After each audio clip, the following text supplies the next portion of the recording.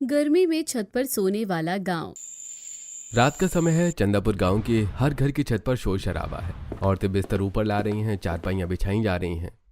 अरे ओ भारती, सुन रही है? आज खाने में क्या बनाया है रे? बड़ी खुशबू आ रही है तेरे घर से। अरे दीदी, कुछ खास ना है। वो शहर से मुकुल की बुआ आई है ना, तो पनीर ले आई थी, बस वही बनाया है। पनीर? भाई वाह, हमारे यहाँ तो आज वही टिंडे बने हैं। उत्तम चंद जी को तो जैसे टिंडों से प्यार हो गया है। अरे ओ हिमांशी, सुन रही हो? वो जो मैंने तुझे सिलाई को कपड़ा दिया था, वो सिला के नहीं अभी? यहाँ खुद के कपड़े धोने की फुर्सत नहीं, इन्हें सिलाई की पड़ी है। हाँ चाची, बस थोड़ा सा रह गया है, कल दे दूंगी पक्का। अरे ओ अलका, मुस्कान, जरा देख तो वो दिलीप की बहू कहाँ है गीता? अरे ओ गीता, देवेंद्र का ब्याह तो अब सिर पे आ गया। खरीदारी वरीदारी पूरी हो गई क्या? बस बाजी, समझो हो ही गई। हलवाई को सारी लिस्ट दे दी है, बस आप लोगों की मदद चाहिए होगी। अरे जीजी, कैसी बात कर रही हो? हम सब है तो कोई भी काम हो बस एक आवाज लगा देना। हमारी मुस्कान और ऋषभ तो तैयार खड़े हैं। सही कह रही हो अलका, अब तो बस 4 दिन बचे हैं, पूरे गांव का न्योता है ना भाई। हमारे यहाँ तो 3 दिन चूल्हा न जलेगा, पूरा कुनबा वहीं जिमेगा। पूरा गांव छत पर देर रात तक बात करते हुए सो जाता है। अगले दिन सुबह सभी के घरों में बहुएं अपने अपने घरों में काम में जुटी हैं और अकेले में बड़बड़ा रही हैं। हे भगवान, इस गांव में ब्याह करके आई या मुसीबत में फंस गई। रोज रात को तामझाम उठाओ, छत पर बिस्तर लगाओ, फिर सुबह उठ के नीचे लाओ। प्राइवेसी तो जैसे इस गांव के शब्दकोश में ही नहीं है। सही में पूरी दुनिया को पता है हमारे घर में क्या बन रहा है और किसके बीच क्या बात हो रही है। रात को जरा पति से बात करना चाहो तो बगल की छत से चाची खांस देती है। फूटी किस्मत मेरी। और ये मच्छर, अफो, रात भर आरोही रोती रही। पंखा जलो तो हाथ दुख जाए, ना जलो तो मच्छर नोच खाए। ऊपर से आंधी आए तो आंधी रात को बिस्तर समेट के भागो। नरक है ये छत का सोना। मुझे तो बस इस छत के खुले आसमान की आजादी से अपने कमरे की कैद चाहिए। रात भर छत पर सास की नजर रहती है कि बहू पति से क्या फुसफुसा रही है। माँ, मैं कह रही हूँ अब ये छत पे सोना बंद करो। मेरी शादी ना किसी शहर के लड़के से करना, जहाँ कम से कम बिजली तो आती हो। मैं थक गई हूँ रोज रोज ये बिस्तर ढोते ढोते। पांचों आपस में बड़बड़ाती हुई अपना काम करती हैं और दोपहर के समय कपड़े धोकर छत पर कपड़े सुखाने के लिए आती हैं और एक दूसरे को देखकर। क्यों भाभी, कल नींद आई क्या? या कल भी मच्छरों ने ही दावत करी? अरे नींद कहाँ आती है लाली। ऊपर से कल जो आंधी चली, आधे कपड़े नीचे उड़ गए और आधी रात को भागना सो अलग। मेरा तो सिर फटा जा रहा है। सासू माँ को देखो, जरा सा अकेले बैठे तो बच्चा बच्चा करने लगती है। और रात को ऋषभ जी आ जाए तो खाना खाया और लाइट चली गई। अब छत पर सबके सामने क्या बात करें? यही तो होना है, पूरे दिन काम करो और रात को जब 2 घड़ी आदमी के पास बैठने का टाइम मिले तो कमबख्त लाइट चली जावे। अरे ओ नंदनी, तू तो अभी कुंवारी है, तेरी तो मौज आ जाएगी। दुआ कर तेरा ब्याह शहर में हो जाए, वरना हमारी तरह रोज बिस्तर उठाती रखती फिरेगी और सास की गालियां अलग खाएगी। और नहीं तो क्या, ऊपर से रात को आंधी आ जाए तो आफत। कल तो मेरी नींद ही नहीं हुई, मच्छरों ने ऐसा खाया कि पूछो ही मत। और सासू माँ वो जैसे कान लगा के बैठी रहती है कि हम अपने पति से क्या बात कर रहे हैं। भाभी, मैंने तो माँ से साफ कह दिया है कि ब्याह करना तो शहर में, जहाँ कम से कम छत पर सोने का कलेश ना हो। यहाँ तो प्राइवेसी के नाम पर सब ठेंगा है। सही कह रही है, रात को जब आदमी थकार के आवे है तो मन करे तो बात कर ले, पर यहाँ लाइट चली जावे, सब छत पे लेटे हो, बगल में बैठना भी गुनाह लगे है। सासू माँ हर 5 मिनट में पूछेगी, अरे मनिका, आरोही सो गई क्या? छोड़ो ये दुखड़े, ये बताओ, गीता चाची के लड़के देवेंद्र का तो शहर की ही छोरी से ब्याह हो रहा है। हाँ भाभी, लव मैरिज कर रहा है। शहर की मेम आएगी इस गांव में, तब देखना मजा। जो हम झेल रहे हैं वो कैसे झेलेगी। लगता है आ गई मेरी सासू माँ की आवाज। चलो नीचे चलते हैं, वैसे भी धूप बहुत हो गई है, रात को तो छत पर ही डेरा डालना है। हाँ मैं भी चलूं। चलो बहनों, मिलते हैं रात को, सुख दुख की बातें करते हैं। सभी बहुएं छत से नीचे उतरती हैं। अलका जी हाथ में पंखा जलते हुए बरामदे में बैठी हैं और पास ही रिंकू जी हुक्का गुड़गुड़ा रहे हैं। मुस्कान जैसे ही नीचे आती है, आ गई महारानी। ऊपर कपड़े सुखाने गई थी कि वहीं घर बसा लिया? क्यों रे मुस्कान, जितना ध्यान कपड़े सुखाने में लगावे है उतना अपने आदमी पे और घर पे लगावे तो कम से कम इस घर में कोई किलकारी तो गूंजे। मेरी तो आंखें तरस गई नाती पोते का मुंह देखने को। अरे सही कह रही है नेक। पार्क में जाऊं तो सारे दोस्त अपने पोतों के संग खेलते हैं। कोई बॉल फेंक रहा है, कोई गोदी में लिए है और एक हम है। अरे पापा क्यों पीछे पड़ गए हो? अभी शादी को हुए ही कितने दिन हैं? बस 6 महीने तो बीते हैं। अरे चुप कर, मेरी अधिकतर सारी सहेलियां या तो दादी बन गई है या फिर दादी बनने वाली है। और यहाँ हाँ, सबको छत पर सुला दो, सबकी छतों से ताका झाकी करवा लो और फिर घर में किलकारियां भी चाहिए। बच्चे क्या पेड़ों पर लटके हैं जो तोड़ लो? जब तक प्राइवेसी नहीं मिलेगी तब तक बच्चा क्या आसमान से टपकेगा? क्या फसफसा रही है रे? कुछ नहीं माँ जी, बस कह रही थी कि काम बहुत पड़ा है, मैं जरा देख लूं। मुस्कान पैर पटकती हुई रसोई में चली जाती है। वहीं नेहा घर में धूल से भरे बिस्तर झाड़ रही होती है क्योंकि रात को आंधी आई थी। तभी अरे ओ नेहा, दोपहर का 1 बज गया है, अभी तक चूल्हा नहीं जला। आज रोटी मिलेगी कि बस धूल ही पहाकेगी हमें? तेरा काम क्यों नहीं निपटता रे? माँ जी रोटी भी मिल जाएगी, पर ये देखिए तो रात की आंधी में बिस्तरों का क्या हाल हो गया है। अगर अभी धूप दिखा के इन्हें साफ करके ना रखूं तो रात को फिर मिट्टी में सोना पड़ेगा। किरकिरे बिस्तरों पे नींद कैसे आएगी? अरे ये तो चैत्र का महीना है, आंधी पानी तो आएगा ही। अब इसके चक्कर में क्या भूखे मरेंगे? जा पहले रोटी डाल, बिस्तर बाद में झाड़ लियो। हाँ, इन्हें तो बस रोटी चाहिए। मेरी कमर टूट जाएगी बिस्तर ऊपर नीचे करने में, उससे किसी को क्या मतलब? भगवान जाने इस छत पर सोने की बीमारी से कब पीछा छूटेगा। हर घर में बहुएं इसी तरह पिस रही हैं। कोई बर्तन मांज रही है, कोई गोबर उठा रही है, कोई रोते हुए बच्चे को संभाल रही है। वहीं हरीश जी और उनका बेटा रोहित अपने घर के चबूतरे पर बैठे हैं। अरे रोहित देख भाई, मैं अब में बूढ़ा हो गया हूँ। घर में एक बहू आ जाती तो मेरा भी सहारा हो जाता। देवेंद्र के ब्याह के बाद तेरी भी बात चलाऊं क्या?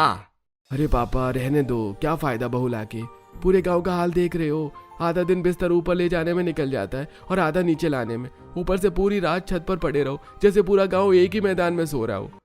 अरे तो क्या घर में कुंवारा ही मरेगा? अरे पापा बीवी लाके क्या उसे भी नुमाइश बना दूं?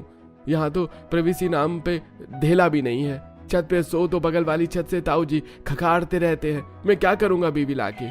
सुबह से लेकर दोपहर का समय इसी तरह कामकाज और बातों में गुजर जाता है। शाम के समय सभी बहुएं नेहा, हिमांशी, मोनिका, मुस्कान सब्जी मंडी में मिलती। अरे बहनों, मैं तो आज साफ कह दूंगी सासू माँ से कि मैं ना सो रही छत पे। रात भर मच्छर खावे और आरोही अलग रोती है। सही कह रही है भाभी, यहाँ तो प्राइवेसी के नाम पे छत पे ऐसे सोवे हैं जैसे किसी मेले में पड़े हो। हाँ, मेरा हर्षुल भी रात भर मच्छरों से लोरिया सुनता है। चलो भाई जल्दी जल्दी सब्जी खरीदो और घर चलो, वरना अपनी सास के ताने फिर से सुनने पड़ेंगे।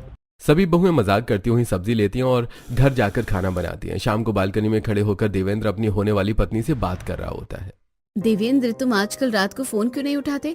3 दिन बाद हमारी शादी है और तुम मुझसे बात तक नहीं करते। सब कपल्स रात को बातें करते हैं और तुम गायब हो जाते हो।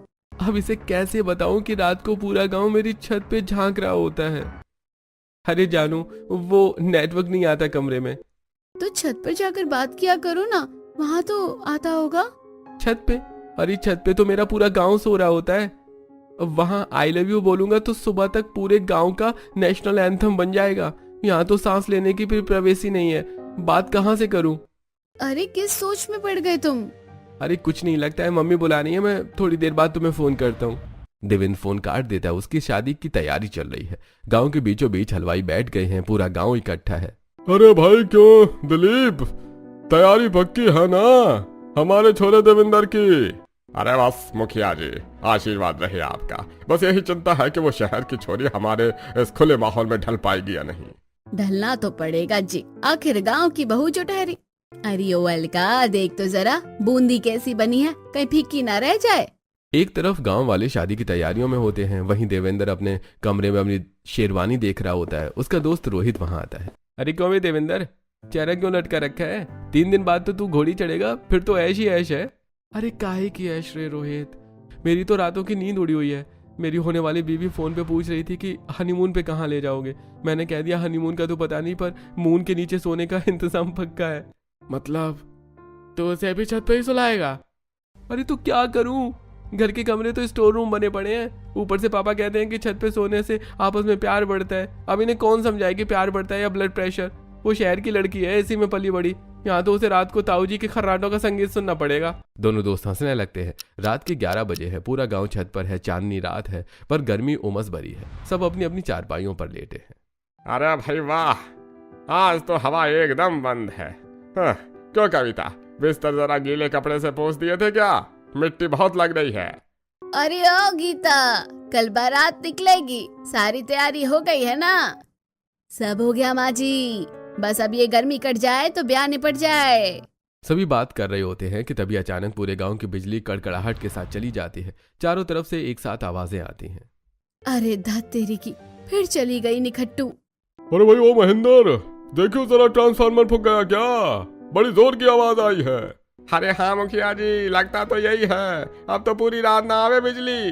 अरे ओ कविता, जरा हाथ वाला पंखा दे, उमस बढ़ गई है। कहाँ से दो पंखा, यहाँ खुद पसीने में तरबतर हो रही हूँ। अरे ओ नेहा, मरी जा रही है क्या? जरा उठ और सबको पानी पिला। और वो हाथ वाले पंखे कहाँ रखे हैं, ढूंढ के ला। हे भगवान, इस गांव में बिजली आती कम है, जाती ज्यादा है। अब रात के 12 बजे मैं पंखा ढूंढूं। अभी लाई माँ जी। लाइट जाने के बाद अंधेरे का फायदा उठाकर बहुएं आपस में खुसर पुसर कर रही हैं। देख लिया बहनों, ये है हमारी एसी वाली छत। लाइट चली गई तो अब सासू माँ हमें हाथ पंखे की ड्यूटी पे लगा देगी, और नहीं तो क्या। अरे वो तो छोड़ो, तुम ये देखो कि सब एक साथ ऐसे पड़े हैं जैसे मंडी में बोरे रखे हों। मेरा हर्षुल पूरी रात जागेगा और दिन भर मुझे परेशान करेगा। अरे ओ भाऊ, क्या चपड़ चपड़ लगा रखी है, सोने दो चैन से। कितना सुख लगता है ऐसे गांव में छत पर सोने में। हाँ दादी, आपका तो सुख है, हमारी जवानी तो इन बिस्तर और पंखों में ही घिस गई। सभी बहुएं हंसी मजाक करके अपने अपने बिस्तरों पर जाकर सो जाती हैं। अगले दिन देवेंद्र की शादी थी और शादी के होने के बाद नई बहू भव्या सुंदरलाल लहंगे में हाथ में बैग लिए खड़ी है। गीता जी आरती उतार रही थी, तभी लाइट चली जाती है। अरे मुरी मैया, नई बहू के आते ही लाइट चली गई। अब नई बहू भी छत पर सोएगी। हाँ री, अब आएगा मजा। ये गीता चाची हमारी सासों को पट्टी पढ़ाती थी, अब आएगी अक्ल ठिकाने। अब देखेंगे कैसे उनकी बहू सोएगी छत पर खाट में। हाँ री, चलो अच्छा है, हम लोगों की सुख दुख की एक और साथी आ गई। अब छत पर इसके साथ बैठकर चुगली करेंगे, इसी की सास की। गृह प्रवेश के बाद भव्या घर में अंदर आती है और सभी लोग छतों पर बिस्तर लगाते हैं कि तभी माँ, वो भव्या शहर की है, उसे आदत नहीं है छत पर सोने की। आज हमारी सुहागरात भी है, क्या आज हम नीचे कमरे में सो सकते हैं? देख बेटा, वैसे तो घर का नियम छत का ही है, पर नई बहू है, अब उसका मन ना मान रहा तो जोर जबरदस्ती क्या करनी। जा सो जा नीचे, पर गर्मी बहुत होगी, देख लियो। देवेंद्र और भव्या नीचे कमरे में सोने चले जाते हैं, लेकिन गर्मी से बेहाल रहते हैं। दोपहर में सभी सासें और बहुएं दलान में बैठी हैं। क्यों गीता, कल तो नई बहू छत पे देखी ना? अरे ना जीजी, वो तो छोरा कह रहा था कि बहू शहर की है, उसे झिझक लगेगी, सो कल वो नीचे सो गई। आज मन होगा तो ऊपर आ जाएगी, वरना उनकी मर्जी। भाई वाह, नई बहू के लिए मर्जी और हमारे लिए नियम। आज तो मैं भी मुकुल जी से कह दूंगी कि मुझे भी नीचे ही सोना है। शाम ढलते ही फिर से बिजली गुल हो जाती है। घर के मर्द और सासें बिस्तर लेकर छत पर चढ़ने लगते हैं। भव्या अपनी सास को सीढ़ियां चढ़ते देखकर हैरानी से पूछती है, मम्मी जी, आप लोग कहाँ जा रहे हैं इतनी अंधेरी रात में?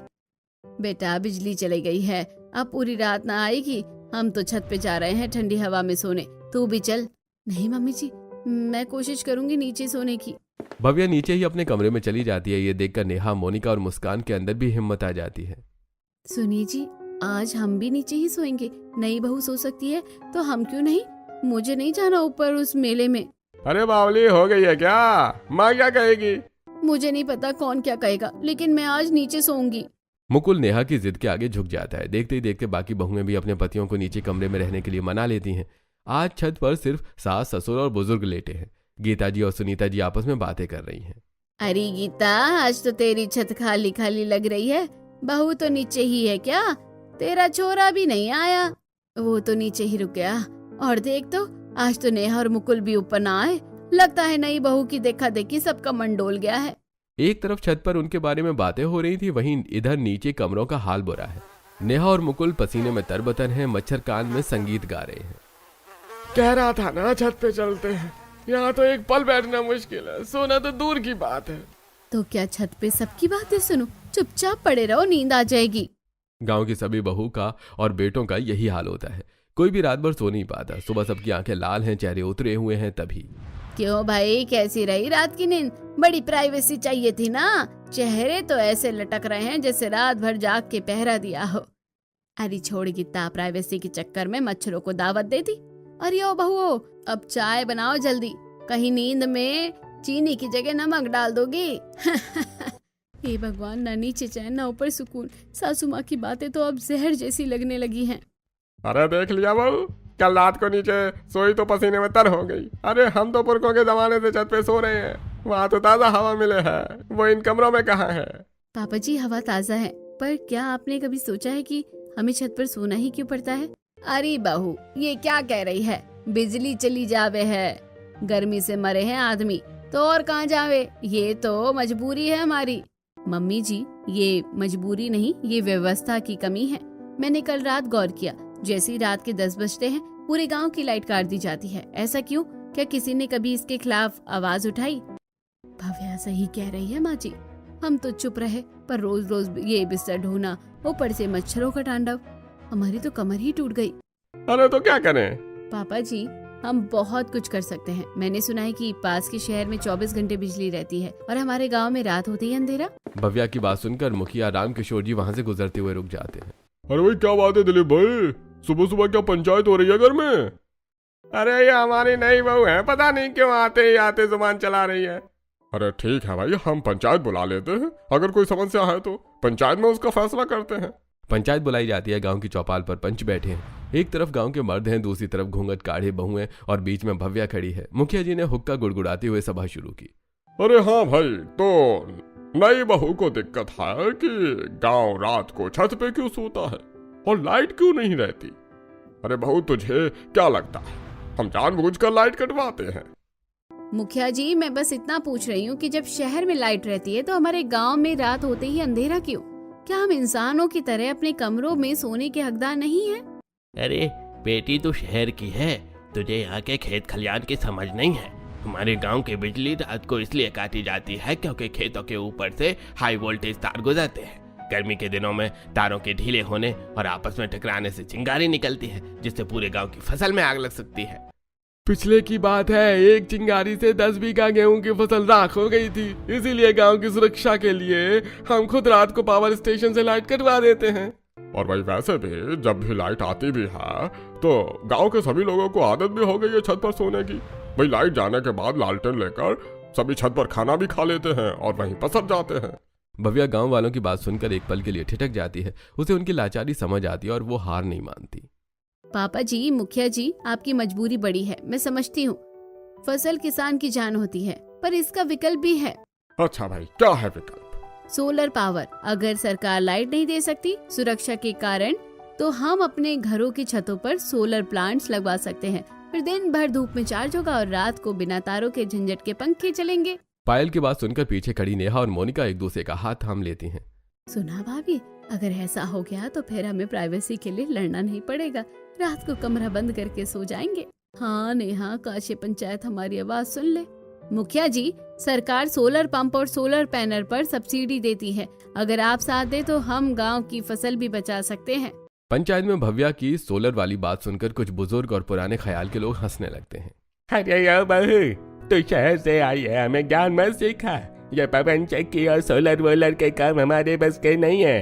हमने तो कभी अपने बाप दादा को भी ये सब करते हुए नहीं देखा। अरे सही कह रहे हैं ताऊ जी, ये सब फालतू के खर्चे हैं, 2 दिन में खराब हो जाएंगे, फिर कौन सुधारेगा? तू चुपचाप घर चलो और ये फालतू की बातें छोड़। चलो भैया, पंचायत खत्म, सब अपने अपने घर में जाओ और रात को सब छत पर सोने आ जाना।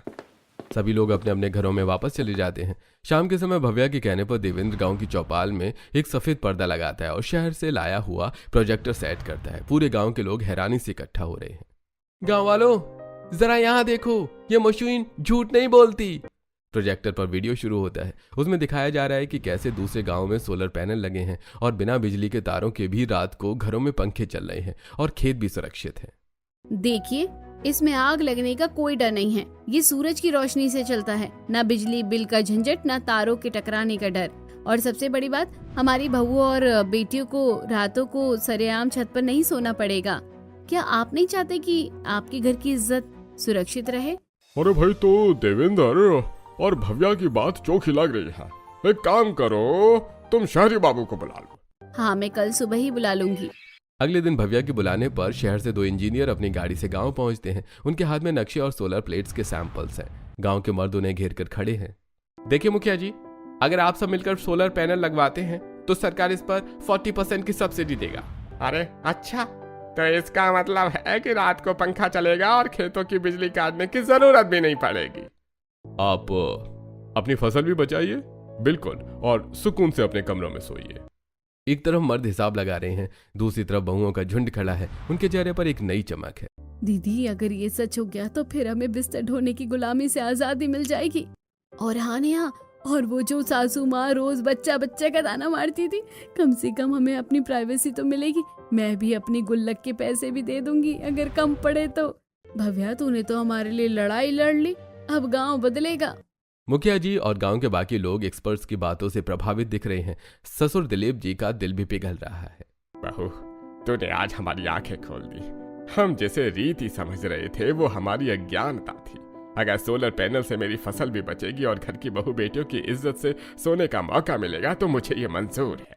अरे भाई ठीक है, फैसला हो गया। अब हमारा गांव छत पर सोने वाला गांव नहीं बल्कि सोलर वाला गांव कहलाएगा। पूरे गांव में खुशी की लहर दौड़ जाती है। बहुएं एक दूसरे को देखकर मुस्कुराती हैं। लेकिन गांव में पंचायत के बाद भी अभी सोलर पैनल लगने में समय है। बिजली फिर से गुल हो जाती है। घर में नेहा अपने पति मुकुल से बहस कर रही है। मुकुल, मुझे अब इस छत पे नहीं जाना।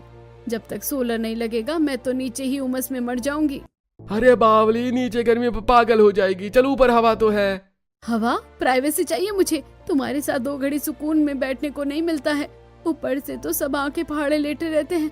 जाओ, तुम ही सो जाओ वहाँ। मैं तो नीचे ही भूखी प्यासी पड़ी रहूंगी। ऐसे ही सीन हर घर में है। मुस्कान अपने पति ऋषभ को ताना मार रही है। बहुओं के गुस्से ने मर्दों को भी सोचने पर मजबूर कर दिया है। आखिरकार शहर की टीम गांव पहुंचती है। सबसे पहला सोलर पैनल दिलीप जी की छत पर लगता है और उनके खेत में भी पवन चक्की लगाई जाती है। अरे भैया वाह, अब तो दिलीप भाई के घर में 24 घंटे बिजली रहेगी। इस सफलता को देखकर बाकी गांव वाले भी अपने घरों से थोड़ा थोड़ा पैसा निकालकर पैनल लगवाते हैं। तभी नंदिनी अपनी माँ के साथ आती है।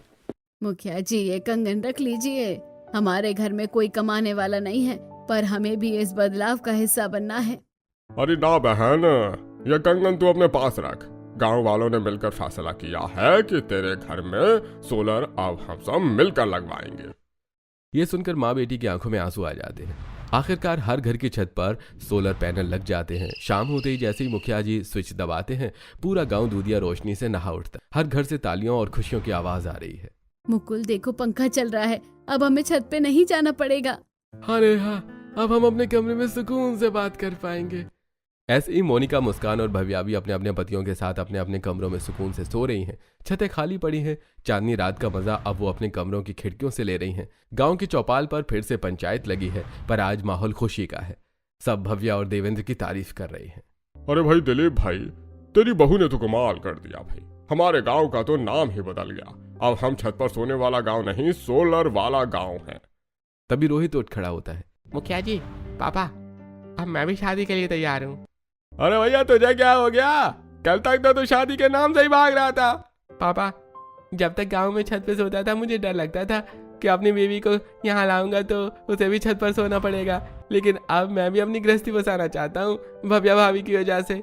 सभी हंसते हैं। कुछ महीनों बाद हर घर की छत पर नीले सोलर पैनल चमक रहे होते हैं। बिजली अब 24 घंटे रहती है। 2 महीने बाद रोहित की भी शादी हो गई और आज उसका गृह प्रवेश है। देखो भाग्यवान, तुम बड़े लकी गांव में आई हो। यहाँ अब छत पर सोने की कंपल्शन भी नहीं है। हाँ हाँ बहू, आराम से कमरे में एसी पंखे में सोना। हम तो पुराने चावल हैं। हम तो आज भी छत पे ही सोएंगे प्राकृतिक हवा के लिए। ताऊ जी, आप शौक से सोइए, पर कम से कम हम बहुओं को तो प्राइवेसी मिल गई।